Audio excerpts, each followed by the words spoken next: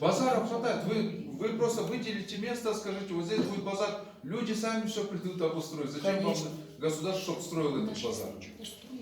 Да. Вот. Да К большому сожалению, вот там, ну, детские сады. вы меня знаете, я откровенный был.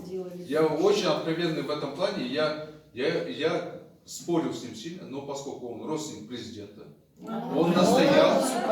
Вот сейчас подождите, вот он настоял, он сказал, нет, на базар деньги нужны.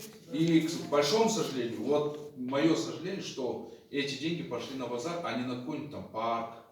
Детский парк открыли.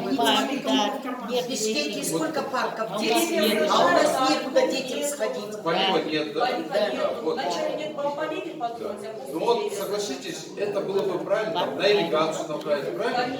Конечно, Ну, парк. людям нужно где-то время проводить. Они же не Негде. могут просто сидеть в своих квартирах, им надо где-то гулять, надо, правильно?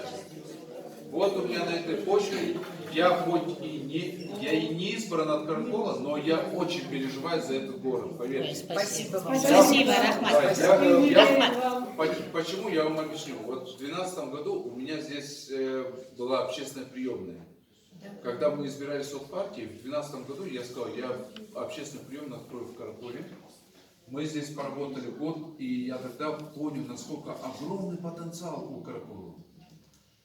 Если бы у вас был бы замечательный мэр, который мог бы классно управлять Сейчас у городом, нас хороший мэр. я надеюсь на это. Чем он хорош? Вот. Я надеюсь на это, что у вас хороший мэр. И честно, ваш город можно превратить в такую классную конфетку, которую может сам зарабатывать. Да.